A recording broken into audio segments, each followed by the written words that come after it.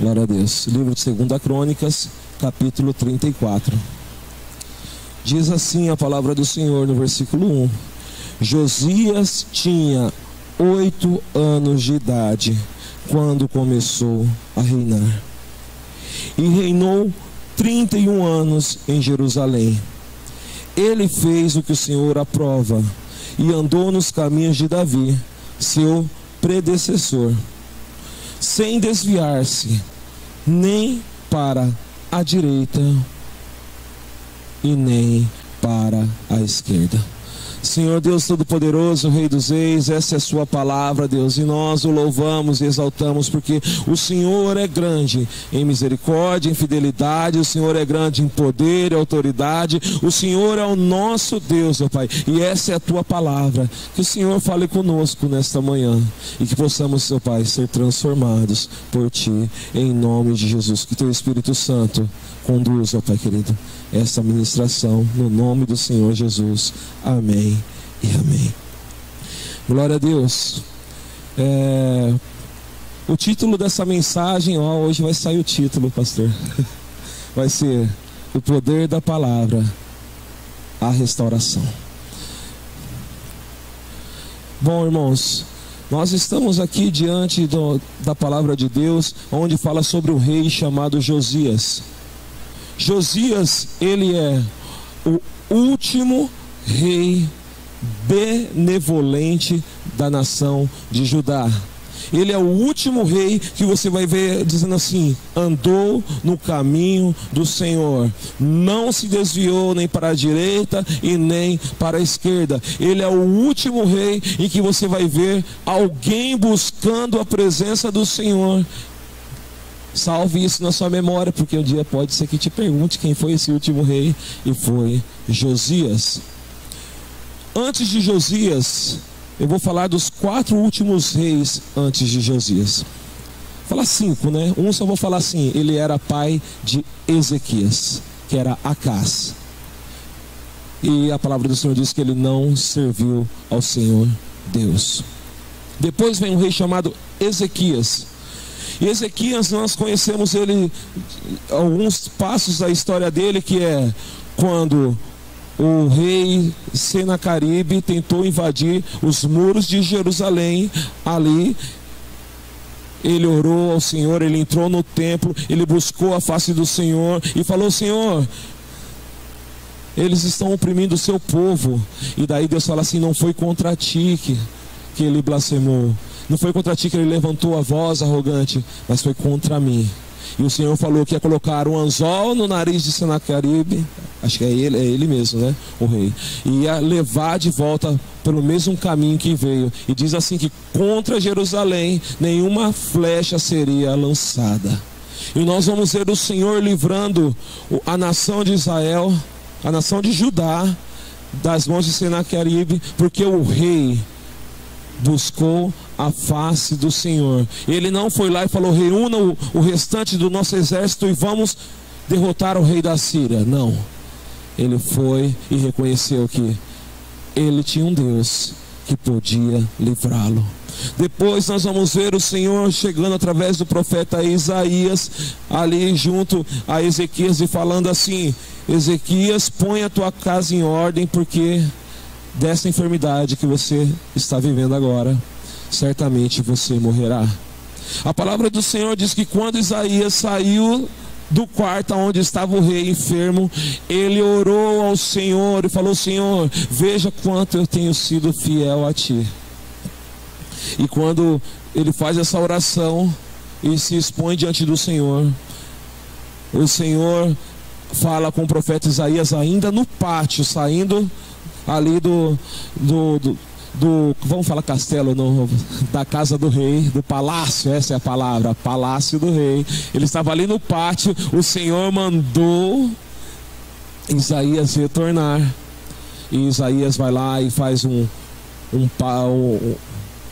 bálsamo ali com uma pasta de figos e coloca sobre a enfermidade dele. Mas antes disso fala assim para ele, que porque ele buscou o Senhor estava lhe dando ainda mais 15 anos de vida. E nesses 15 anos foi em que o rei Ezequias gerou um filho. E esse filho se chama Manassés. Foi um dos piores reis que a nação de Judá tinha. Você vai ver assim, Acás, um rei ruim, nasce o seu filho Ezequias, e ele busca o Senhor e traz arrependimento. Então, algumas pessoas dizem que é impossível, por causa da sua origem, ser alguém que busca a face de Deus e a presença de Deus. Por causa da sua história, haver mudança. Ezequias era um homem que tinha tudo para ser um péssimo rei, andando nos caminhos do seu pai. Mas ele foi um excelente rei para a nação de Judá, porque buscou a presença do Senhor. Então, se nós buscarmos a face do nosso Deus, o nosso Deus é poderoso para mudar uma história de uma geração, e para mudar a geração de Ezequias. E Ezequias teve ali nos seus últimos 15 anos de vida, ele teve o filho chamado Manassés. Só que Ezequias, ele foi negligente e teve muito pouco tempo, além da sua negligência, teve muito pouco tempo para instruir o seu filho. Mas ele não preparou ninguém que falasse: olha, quando eu partir, eu quero que vocês ensinem ao meu filho os mesmos passos em que eu andei. Ezequias não preparou esse caminho. A palavra do Senhor diz que depois desses 15 anos o coração de Ezequias se encheu de orgulho, e ele veio o rei da Babilônia, ele apresentou o templo de Deus, ele apresentou todos os tesouros, e Deus, através do profeta Isaías, disse: olha, o que você mostrou para esse povo que veio aqui? E ele disse: eu mostrei tudo. Então Isaías dá uma resposta: um dia essa nação virá contra a nação de Judá, e ele levará tudo o que você mostrou. O mesmo Ezequias que orou para voltar à vida, para não morrer, ele disse: para quando é isso? É para agora ou para no futuro? Na geração dos meus filhos. E o profeta disse: na geração vindoura. Então ele disse: boa palavra você me deu. Ezequias, ele conheceu o Senhor, mas não preparou o coração da próxima geração para servir ao Senhor. E daí nasce Manassés nesse período. E Manassés começa a governar ali criança também, como Josias. E Manassés, ele traz todos os tipos de rituais das outras nações e se prostra diante de outros deuses. E mais tarde no seu governo, ele é levado para a Síria e é feito prisioneiro lá. E lá ele se lembra que existe um Deus todo-poderoso, e ele se arrepende dos seus pecados, e ele pede perdão ao Senhor. E ao pedir perdão, o Senhor o devolve de novo para o seu governo na nação de Judá. E ali, na nação de Judá, ele começa a restaurar aquilo que se havia perdido, que era a adoração. Mas ele não destruiu todos os altares em que foram erguidos. Mas ele fala a palavra do Senhor, que enquanto ele viveu, em todos os altares só se adorava ao Deus o Deus de Israel, o Deus de Judá, o Deus Todo-Poderoso. E aí depois disso, vem mais uma geração, que é a geração de Amon. Este não atende nem o que seu avô fez e nem o que seu pai fez. Ele entra em declínio total, indo atrás de outros deuses. E ele morre. Acho que depois de 11 anos, de governo, ele acaba morrendo. E nasce Josias. Josias, com 8 anos, começou a governar. Irmãos, era 8 anos de idade. Uma criança com 8 anos de idade consegue governar a sua casa? Uma criança com 8 anos de idade, aqueles que têm um filho nessa idade agora, acho que ninguém aqui, Bom, a Lívia já tem mais de 8, A Lívia tem quantos anos? 10. Com 10 anos a Lívia já consegue governar a casa. Já consegue falar assim: papai e mamãe, fica tranquilo, daqui para frente eu sustento tudo. Não consegue. Mas com 8 anos de idade, Manassés, ele subiu ao trono de Judá. E muito provavelmente existiam ali naquela geração alguns sacerdotes piedosos que continuaram a buscar a presença do Senhor e começaram a instruir o jovem rei que era necessário que ele buscasse a presença de Deus. E nós vamos ver esse jovem rei que começa a governar com 16 anos, vai falar a palavra do Senhor no versículo 3, vai dizer assim, ó: no 8º ano do seu reinado, sendo ainda bem jovem, ele começou a buscar ao Senhor. Com 16 anos, mesmo assim, com 16 anos, eu não conheço nenhuma criança e um adolescente falando: mãe, deixa comigo, que eu estou controlando tudo aqui. Com 16 anos, Josias começou a buscar a face de Deus. E isso fez a diferença para a nação de Judá. A nação de Judá vivia em declínio após declínio, com os reis que vieram. Ezequias tentou restaurar e restaurou algumas coisas, mas não de forma completa. Manassés veio lá e destruiu tudo que seu pai havia feito. Daí veio Amon e destruiu ainda mais aquilo que havia sido feito ali através de Ezequias. E talvez esse período em que a nação de Judá se encontrasse seria mais encaixado ali no período dos juízes, aonde o povo vivia dessa mesma forma, de declínio em declínio, de declínio em declínio, e o Senhor levantava um juiz para restaurar a nação de Israel. E esse jovem com 16 anos, ele começou a buscar ao Senhor. E enquanto ele buscava ao Senhor, ele começou a fazer uma reforma na nação de Judá. E a reforma, ela foi feita do lado de fora da nação até chegar ao templo. E nós somos restaurados, somos transformados. Nós sofremos uma reforma quando nós começamos a buscar a presença do Senhor. E a reforma de Ezequias, ela mexia com a estrutura de toda a nação, porque a nação, ela estava ali acostumada a adorar todos os tipos de deuses possíveis daquela época. Eles tinham altares, fala que eles tinham altares até para as estrelas dos céus. E ele começou a restaurar de fora para dentro. E a partir dos seus 16 anos, ele começa a andar pela nação de Judá, e depois ele avança até o domínio de Israel, que já pertencia à Síria. E nós, quando nós encontramos a palavra de Deus e quando nós encontramos com o Senhor, nós começamos a sondar a nossa vida, assim como o Senhor já sonda e esquadrinha e conhece tudo que é em nós. Nós começamos a ter a revelação do que há em nós e o que precisa ser tirado, o que precisa ser eliminado das nossas vidas, para que possamos viver na presença de Deus da forma que Ele deseja.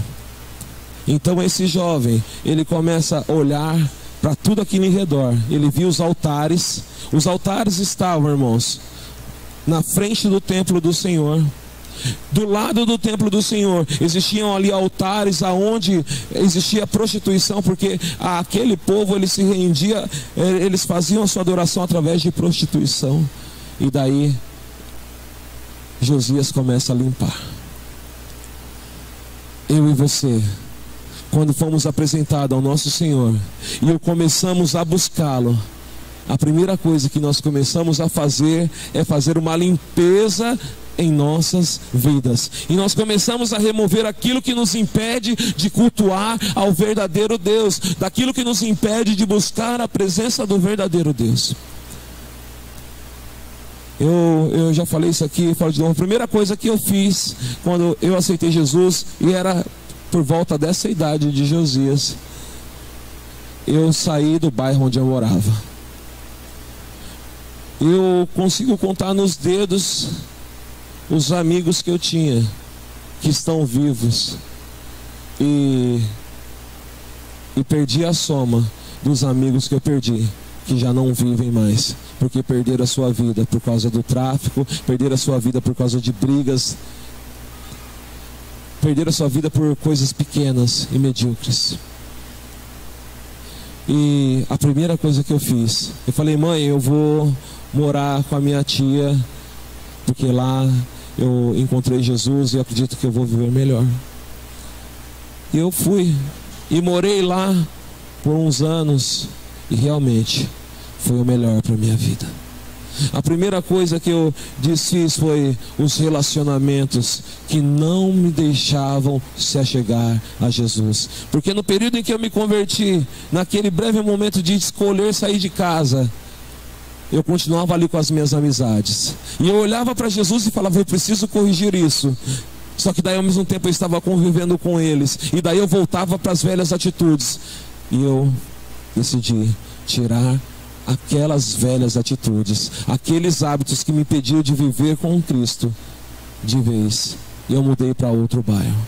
Até que houve um momento em que eu me consolidei na presença do Senhor e retornei para minha casa, retornei para o meu lar. E quando retornei ali, os meus amigos disseram que eu já não era igual como eu era antes.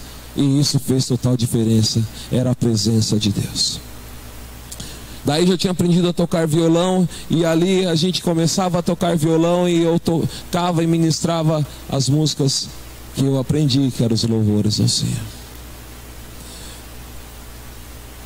E a primeira coisa que eu mudei foi os meus relacionamentos. A primeira coisa que Josias fez foi mudar o relacionamento da nação com aquilo que os impedia de se achegar ao Deus verdadeiro. O relacionamento na nação de Judá era buscar outros deuses. Eles achavam que ali eles encontravam resposta para a vida deles. E Josias quebrou com esse relacionamento. E ele continuou avançando. A palavra do Senhor diz que ele transformou a nação de Judá e avançou para onde era a nação de Israel, que agora se chamava Samaria. A nação de Israel já tinha sido levada para o cativeiro. E ele avançou em alguns perímetros ali e transformou aquele lugar para que só cultuasse somente a um Deus. O que te impede, ou o que te impedia de cultuar somente ao Deus verdadeiro? Você consegue olhar e ver se você já removeu os altares que não são de Deus na sua vida? As amizades que te levavam para longe de Deus? Talvez o amor ao dinheiro que te levava para longe de Deus? O conforto que você vive te leva para longe de Deus? O que é um altar de adoração e que te impede de vivenciar a presença de Deus? A Dor orou aqui hoje dizendo assim: olha, que o povo não te ouve porque talvez não busque a tua palavra. Qual é o altar que está estabelecido que hoje precisa ser removido para que você passe a ouvir a voz de Deus? Qual é o altar que está ali te impedindo de vivenciar a presença de Deus? O que você tem depositado a sua confiança? Aonde estão os seus relacionamentos de confiança? Está em Cristo Jesus, que você pode olhar para o autor e consumador da sua fé e não temer mal algum? Ou ainda tem algum recurso que você usa quando você passa por aperto ou dificuldade? Porque Josias, ele olhou só para um lugar. Enquanto a nação ainda estava tentando se recuperar dos desastres e das assolações que vinham sobre eles, porque Judá, ele era cercado pelo rei da Síria, era cercado ali pelo Egito, e estava ali com medo de ter a sua terra invadida. E eles buscavam recurso e aliança com outros governos. Até que nasceu um rei que disse: a aliança que eu vou firmar não vai ser com nada neste mundo que talvez me traga segurança. Vai ser com o próprio Deus verdadeiro. O que te traz confiança? Hoje é Jesus? É a palavra dele? Porque nós vamos ver aqui esse rei ainda reformando a nação de Judá. No versículo 3 a 7 vai dizer: no 8º ano do seu reinado, sendo ainda bem jovem, ele começou a buscar a Deus de Davi, seu predecessor. No 12º ano, começou a purificar Judá e Jerusalém dos altares idólatras, dos postes sagrados, das imagens, esculturas esculpidas e dos ídolos de metal. Sobre as suas ordens foram derrubados os altares de Baalins. Além disso, ele despedaçou os altares de incenso que ficavam acima deles. Também despedaçou e reduziu a pó os postes sagrados, as imagens esculpidas e os ídolos de metal, e espalhou sobre os túmulos daqueles que haviam oferecido o sacrifício. Depois queimou os ossos dos sacerdotes sobre esses altares, e purificando assim Judá e Jerusalém, nas cidades das tribos de Manassés, de Efraim, de Simeão e até mesmo de Naftali, e nas ruínas ao redor delas, derrubou os altares e os postes sagrados, esmagou os ídolos, reduzindo-os a pó, e despedaçou todos os altares de incenso espalhados por Israel. Então voltou para Jerusalém. Ele fez tudo isso. Ele destruiu e reduziu a pó os ídolos, os altares, as imagens. Ele destruiu e reduziu a pó os túmulos. E isso, para aquelas nações, e para aquelas nações pagãs, reduzir a pó, era como se ele estivesse dizendo, era a maior afronta que existia ali. E quando ele fez isso, ele estava dizendo: a partir de hoje, esses ídolos, esses altares, não têm poder sobre a nação de Judá. O que te dominava ainda tem poder sobre você? A sua ansiedade tem poder sobre você? Esmague ela no nome de Jesus e diga: a partir de hoje, a minha ansiedade não me dominará. Alguns altares que as pessoas erguem a sua ansiedade, e diz assim, que o lugar da ansiedade é em Cristo Jesus, porque Ele é quem cuida de nós. Lançai sobre Ele toda a vossa ansiedade, porque o Senhor tem cuidado de vós. Não deixe que os dias moldem o seu caráter diante de Cristo.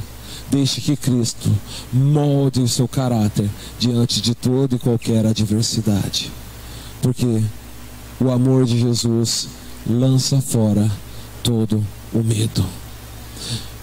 E Josias fez isso, destruiu os altares, destruiu tudo aquilo que a nação de Israel, a nação de Judá entendia que era o seu Deus, a sua segurança, e começou a declarar que o Senhor era a sua segurança. E no versículo 8 diz: no 18º ano do seu reinado, a fim de purificar o país e o templo, ele enviou Safã, filho de Azalias, e Maassés, governador da cidade, junto com Joá, filho do arquivista real Joacás, para restaurarem o templo do Senhor. Versículo 14 diz: enquanto recolhiam a prata que tinha sido trazida para o templo do Senhor, o sacerdote Ilquias encontrou um livro da lei do Senhor, que havia sido dado por meio de Moisés.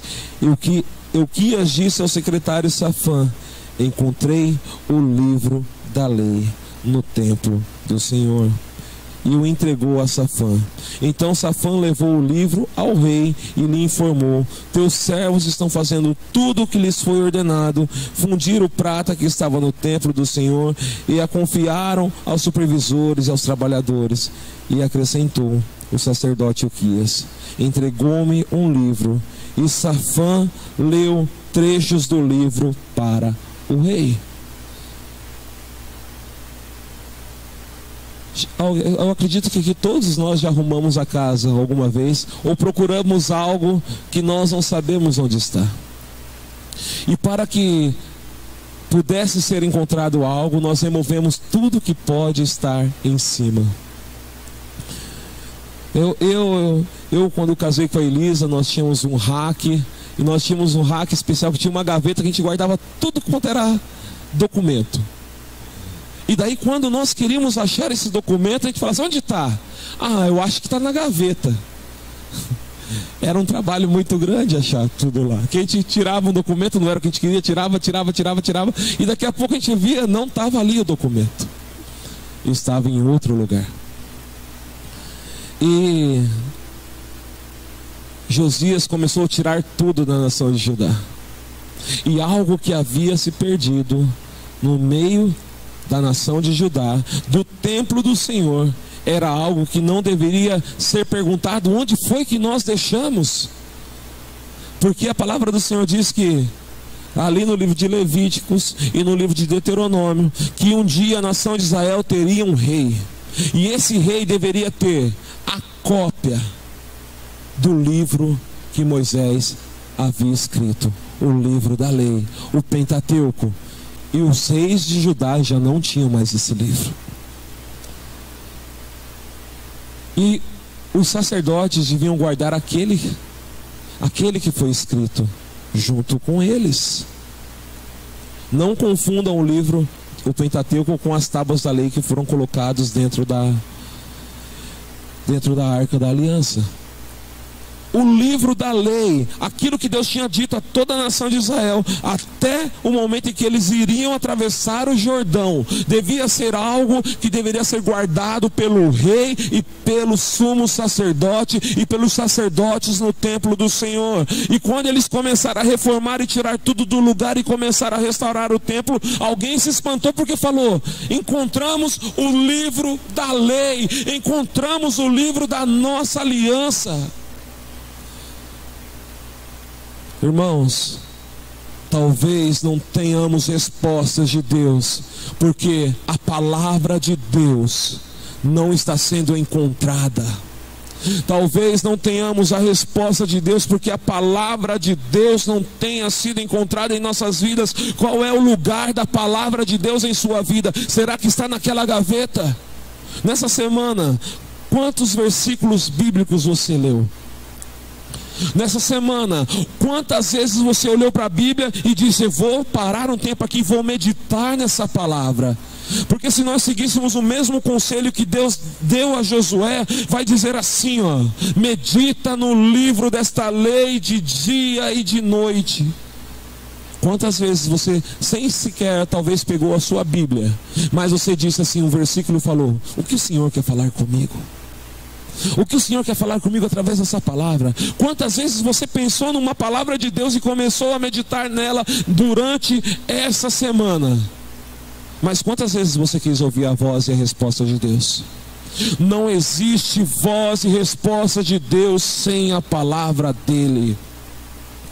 Quando você vai ver aqui Josias restaurando o templo, mas você não vê em nenhum momento em que ele está restaurando tudo ali ao redor, você não ouve em nenhum momento Deus falando com ele. Você vê ele entendendo o que ele precisava fazer, mas você não vê um momento em que Deus fale com ele.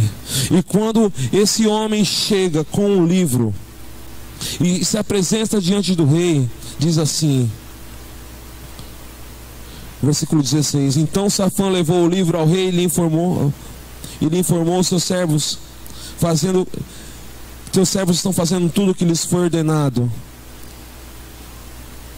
Versículo 18 diz: e acrescentou aos trabalhadores, e acrescentou o sacerdote Uquias, entregou-me um livro, e Safã leu os trechos do livro para o rei. Versículo 19: assim que o rei ouviu as palavras da lei, rasgou as suas vestes e deu essas ordens a Uquias e Aicã, filho de Safã, e a Abidom, filho de Mica, ao secretário Safã e ao auxiliar real Asaías: vão consultar o Senhor por mim e pelo remanescente de Israel e de Judá acerca do que está escrito neste livro que foi encontrado. Ele ouviu trechos desse livro e entendeu o quão distante ele estava de Deus. Provavelmente os trechos do livro que ele leu, ou foi Levítico 26 ou Deuteronômio 28. Deuteronômio 28, que geralmente é o mais conhecido por nós, é quando Deus fala aqui: nós seremos benditos aonde entrarmos. Bendito no campo, bendito na cidade. Seremos abençoados se buscássemos a face do Senhor. Mas depois diz lá, olha, se vocês fizerem o contrário disso, se não buscarem a minha face, vocês vão ser amaldiçoados. Se vocês não buscarem a minha face, um dia virá uma nação e subjugará vocês e o seu rei, e os levarão para fora da cidade a qual eu fiz vocês possuírem. E Josias provavelmente leu esse texto porque ele viu a calamidade que havia sobre a nação de Judá e que aquela palavra estava prestes a acontecer.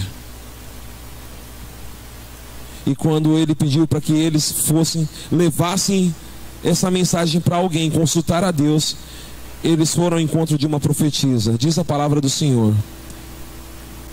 Ilquias, no versículo 22, Ilquias e aqueles que o rei tinha enviado com ele foram falar com a profetisa Hulda, mulher de Salum, filha de Tocate, neto de Arás, e responsável pelo guarda-roupa do templo. Ele morava no bairro novo de Jerusalém. Hulda lhes disse: assim diz o Senhor, o Deus de Israel, diga ao homem que enviou a mim, assim diz o Senhor, eu vou trazer uma desgraça sobre este lugar e sobre os seus habitantes, e todas as maldições escritas no livro que foi lido na presença do rei de Judá, porque me abandonaram e queimaram incenso a outros deuses, e provocando a minha ira por meio de todos os ídolos que as mãos deles têm feito, minha ira arderá contra este lugar e não será apagada. Diga ao rei de Judá que os enviou para consultar o Senhor, assim diz o Senhor, o Deus de Israel, acerca das palavras que você ouviu, já que o seu coração se abriu e você se humilhou diante de Deus, aquele, quando ouviu que ele falou contra este lugar e contra os seus habitantes, e você se humilhou diante de mim e rasgou as suas vestes e chorou na minha presença, eu o ouvi, declara o Senhor. Portanto, eu o reunirei aos seus antepassados, você será sepultado em paz, seus olhos não verão a desgraça que trarei sobre este lugar e sobre os seus habitantes. Bom, ele buscou a presença de Deus, buscou através da palavra do Senhor resposta, e veio a resposta. Irmãos, nós encontramos Jesus e nós o conhecemos como o Senhor das nossas vidas, e nós buscamos nele a resposta para nossas vidas. E uma coisa nós sabemos, que ele veio, ele ensinou, ele morreu na cruz, ele ressuscitou e voltou, ficou com os apóstolos e voltou aos céus. Mas a palavra do Senhor diz que um dia ele virá. E nós cremos e aguardamos a vinda de Jesus. Mas com a vinda de Jesus também existe uma palavra semelhante a esta que foi dita para a nação de Judá. Com a vinda de Jesus existe uma palavra dizendo que aqueles que buscaram a face do Deus Todo-Poderoso, todos quantos o receberam e creram no seu nome, foram-lhes dado o direito de serem chamados filhos de Deus. Mas aqueles que não aceitaram o seu nome estão condenados a viver eternamente sem Cristo no inferno, e depois ser lançado no lago de fogo do inferno. É semelhante ao que aconteceria com a nação de Judá. Elas seriam levadas para fora, não teria salvação para aquele povo naquele momento. Mas eu digo para você, se você buscar a face do Senhor, se eu buscar a face do Senhor, há salvação para mim e para a sua vida. A promessa dele é que nós passaremos a viver com ele por toda a eternidade. Ele diz que quando nós formos viver com ele, as ruas são de ouro. E talvez hoje o valor do ouro é um valor muito caro, o quilo do ouro. Mas diante da presença do nosso Deus, vai ser como nada, porque nós vamos pisar sobre um piso que é feito de ouro. Porque a glória das nossas vidas vai ser estar na presença do nosso Deus. E Jesus veio e nós o encontramos. E hoje resta 2 caminhos. Como diz a canção, se o seu coração parar de bater agora, para onde você vai? Céu e inferno é o que há. São 2 caminhos para você escolher. E diz: hoje Cristo te estende a mão para te dar a salvação e para tirar da sua cabeça essa dúvida cruel. É uma canção de criança. É uma canção que canta para criança e eles falam: nossa, como que pode cantar essa canção para criança? Mas essa canção é para nós.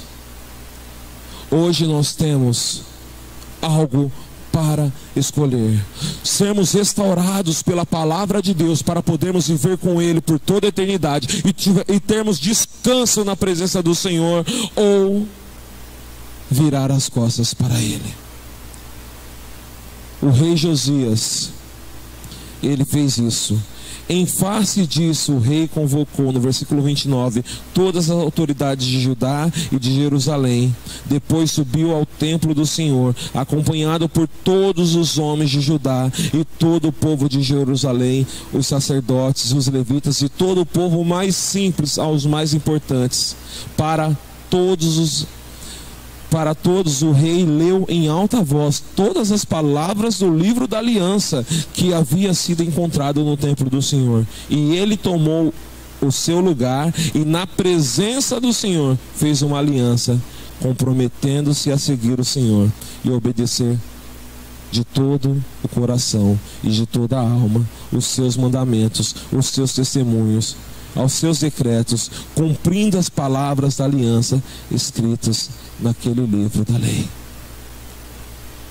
E hoje nós estamos diante daquele que é a palavra. Livro de João, capítulo 1, diz assim, versículo 1: no princípio era aquele que é a palavra. Ele estava com Deus e era Deus. Ele estava com Deus no princípio, e todas as coisas foram feitas por intermédio dele. Sem ele, nada do que existe teria sido feito. Nele estava a vida, e esta era a luz dos homens. A luz brilha nas trevas, e as trevas não a derrotaram. Jesus é aquele que faz você limpar tudo o que te atrapalha de se achegar à presença dele. E diz a palavra do Senhor no mesmo capítulo 1: e todos os quantos o receberam foram-lhes dado o direito de serem chamados filhos de Deus. Olhe para a sua vida agora e veja se existe algum altar estabelecido aí. Existe alguma ansiedade que toma o lugar de Cristo? Existe alguma coisa que você põe a sua confiança mais do que qualquer outra coisa? Se talvez a sua família é mais importante do que viver a presença de Cristo para que a sua família seja abençoada. Porque Ezequias, ele olhou para a sua vida, Josias olhou para a sua vida e viu que a presença de Deus era mais importante para ele e para o reino de Israel e o reino de Judá do que qualquer outra coisa. E daí ele chamou o povo e disse: olha, esta é a palavra de Deus, e por causa dela nós estamos sendo sucumbidos por nossos inimigos, e por causa dela nós vamos passar por grandes dificuldades, porque não buscamos a face do nosso Deus. Mas quando ele apresenta aquela palavra, ele diz: eu vou buscar o Senhor. Outra pessoa que fez isso foi Josué. Ele disse: eu não sei vocês, mas eu e minha casa serviremos ao Senhor. Talvez seja o momento de você trazer a sua vida diante da presença de Cristo e ver o que você precisa renunciar, o que você precisa destruir, o que você precisa desvencilhar da sua vida para viver a presença e a palavra de Deus e encontrar a palavra de Deus que está aí guardada na sua vida. Porque enquanto nós não tirarmos aquilo que nos limita de encontrar a Cristo, jamais iremos encontrar a palavra que vai restaurar as nossas vidas, Chegou a hora de restauração na sua vida. Chegou a hora de ver cumprir as promessas que estão no livro de Deuteronômio na sua vida. Chegou a hora de eu ver se cumprir na minha vida as palavras que estão ali no livro de Deuteronômio. Que você medite aonde eu pisar a planta dos meus pés. Que você será abençoado na minha entrada, na minha saída. Que todas as coisas me serão bem-sucedidas. Chegou a hora de eu viver isso. Mas só vamos viver dessa forma se encontrarmos o livro, se encontrarmos a palavra de Deus. E a palavra de Deus se chama Jesus. Ele é a palavra viva. Você encontrou essa palavra? Você achou essa palavra? Então viva como se a vida só se dependesse dela. Porque se em algum momento você encontrar Jesus e não depender somente dele, o seu destino será o mesmo da nação de Judá. Você vai ser levado para um cativeiro. Mas olha, irmãos, esse cativeiro que a Bíblia nos diz após a vinda de Cristo, só existe um momento de ser resgatado, que é hoje, na presença do Senhor. O tempo de sermos resgatados do cativeiro vindouro, o tempo de sermos livres do sofrimento vindouro, é hoje. Se ouvirdes a minha voz, não endureça o seu coração. É o poder da palavra que nos restaura. E esse poder é Jesus Cristo, o Filho de Deus. A partir de hoje, que você possa olhar para a sua vida e encontrar Jesus e essa palavra. E quando você pegar a sua Bíblia, você fala assim: pode falar, Senhor, porque o teu servo ouve. A palavra de Deus é Jesus, o nosso Senhor. Tudo que está escrito aqui neste livro está apontando para uma única pessoa. A Bíblia, ela faz você se autoconhecer, mas ela não é um livro escrito para você. Ela é um livro escrito para você, não sobre você, porque toda a Bíblia é sobre Jesus. E para você, o que lhe cabe é conhecer Jesus, aquele que quer restaurar a sua vida por causa da sua palavra. Vamos orar ao Senhor Jesus agora.